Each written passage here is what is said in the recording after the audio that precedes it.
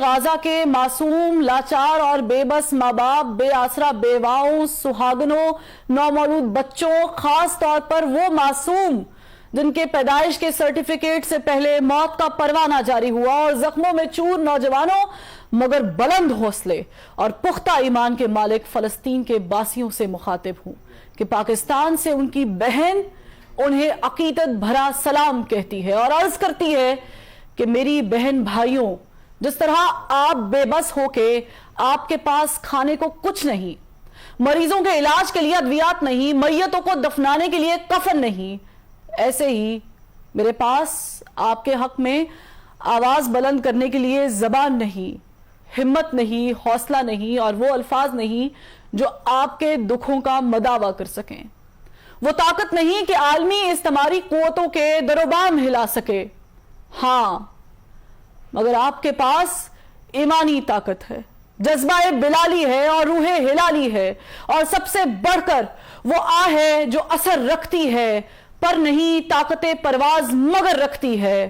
آسمان کا سینہ چیر سکتی ہے، اوج ثریا کی بلندیوں پر پرواز کرتے ہوئے عرش معلیٰ پر دستک دے سکتی ہے، اور اللہ تعالیٰ کو یہ بتا سکتی ہے کہ دنیا میں موجود 2 ارب مسلمان چند ملین یہودیوں کا محاصرہ نہیں کر سکتے،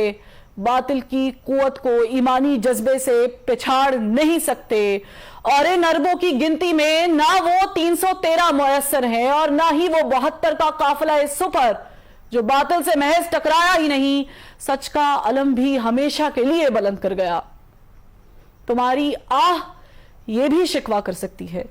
کہ اب مسلمان ماؤں نے صلاح الدین ایوبی، نور الدین زنگی، طارق بن زیاد اور محمد بن قاسم جنم دینا چھوڑ دیے ہیں۔ یہاں خیبر کا قلعہ ایک ہاتھ سے اکھاڑ پھینکنے والے ولی بھی ناپید ہیں،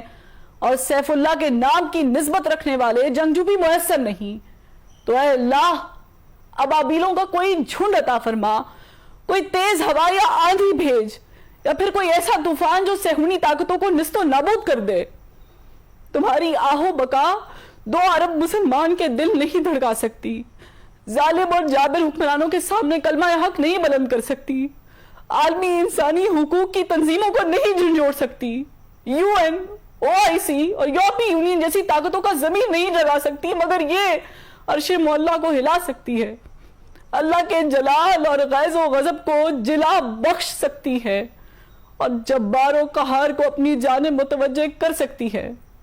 آسمان سے آگ برسوا سکتی ہے، پتھروں کی بارش بھی کروا سکتی ہے، اور برف کے گولے بھی گروا سکتی ہے۔ فلسطین کے بے بس و مجبور و محقور باسیوں، تمہاری داد رسی کو دنیا سے نہیں کوئی آنے والا،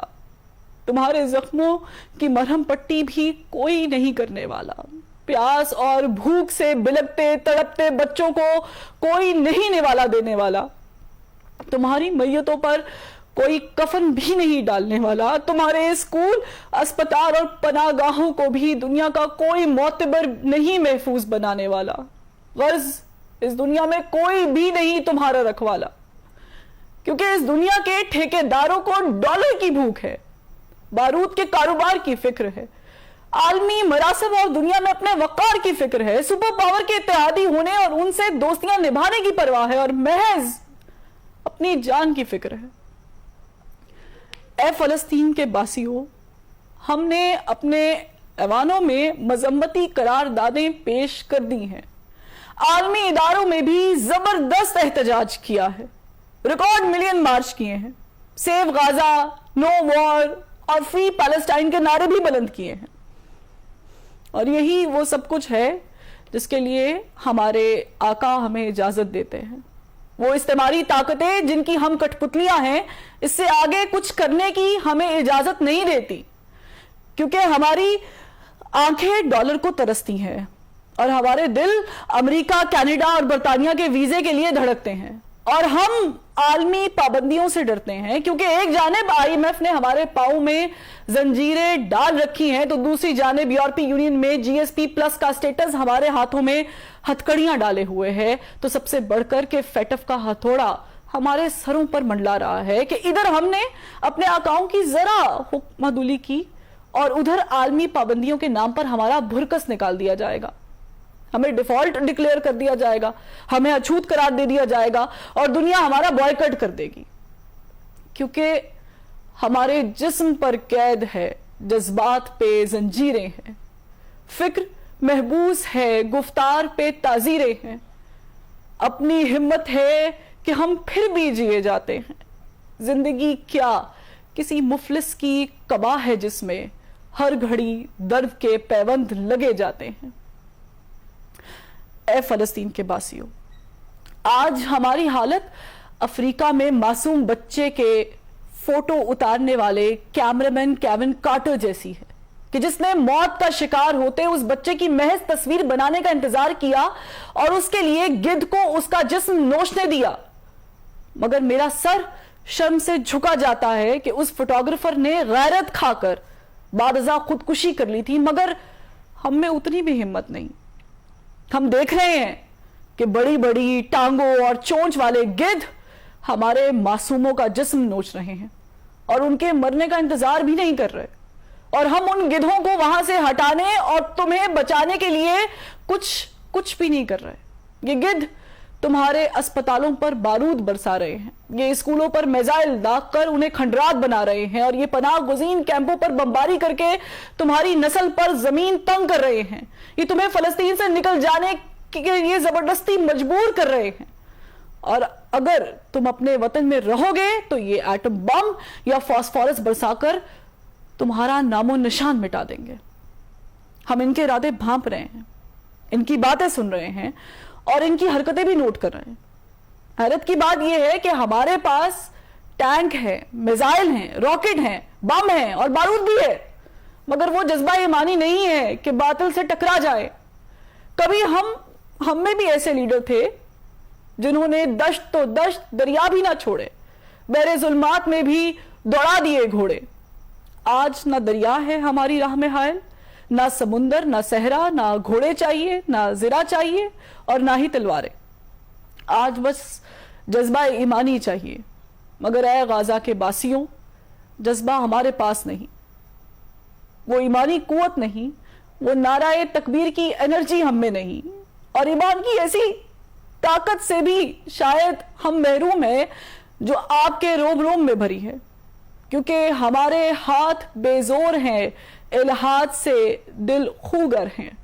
امتی باعث رسوائی پیغمبر ہیں. اے غزہ کے باسیوں, میرا دل رنجور ہے, میرا دماغ شل ہے اور میری زبان گنگ ہے. میں الفاظ تو ادا کر رہی ہوں, مگر میں جانتی ہوں کہ میں اپنے ایمان کے اس کمزور ترین درجے پر ہوں جب میں فقط دل میں برا مان سکتی ہوں, اس سے بڑھ کے کچھ نہیں کر سکتی.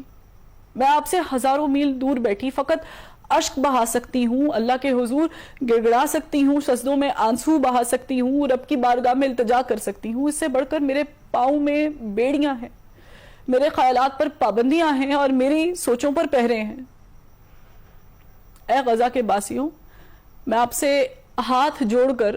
درخواست گزار ہوں کہ مجھ سے اور میرے جیسے ہزاروں لاکھوں کروڑوں سے خفا نہ ہوئیے گا.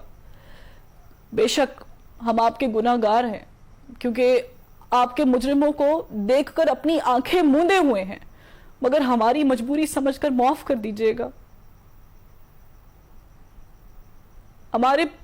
ہماری آپ کا مدد نہ کرنا آپ اپنی آزمائش سمجھ لیجئے گا, ٹھیک ویسے جیسے اللہ تعالیٰ فرماتا ہے کہ وہ اپنے پیاروں کو آزماتا ہے. اس لیے ہمیں اپنی آہوں میں شمار نہ کیجئے گا اور اللہ سے ہماری شکایت بھی نہ کیجئے گا. آپ کے معصوم جو شہید ہو رہے ہیں ان سے اللہ کی ملاقات ہوگی, دنیا میں ان پر کیا بیتی اس پر بھی بات ہوگی. خدا را اپنے معصوموں کو تلقین کیجئے گا کہ وہ اللہ سے ہماری شکایت نہ کرے, بلکہ اللہ سے یہ درخواست کرے کہ وہ ہمارے جیسے کمزور ایمان والوں کو طاقت عطا کرے, کیونکہ ہم بھولے ہوئے ہیں. ہم بھولے ہوئے ہیں کہ منفعت ایک ہے, اس قوم کا نقصان بھی ایک ہی سب کا نبی, دین بھی, ایوا بھی ایک, حرم پاک بھی, اللہ بھی, قرآن بھی ایک. کچھ بڑی بات تھی ہوتے جو مسلمان بھی ایک. آج اس تمہاری طاقتوں نے ہمیں تقسیم کر رکھا ہے. اپنے اپنے مفادات میں الجھا رکھا ہے، فرقہ بندی اور ذات پات میں منقسم کر رکھا ہے، کیونکہ وہ جانتے ہیں کہ جب تک ہم تقسیم رہیں گے اور ایک کے فلسفے سے دور رہیں گے تب تک وہ ہم پر حکمرانی کرتے رہیں گے،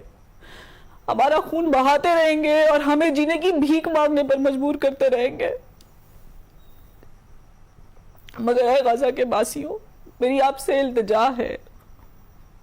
میری آپ سے التجا ہے کہ چند روز، اے میری جان، فقط چند ہی روز ظلم کی چھاؤں میں دم لینے پہ مجبور ہیں ہم، اور کچھ دیر ستم سہ لیں، تڑپ لیں، رو لیں،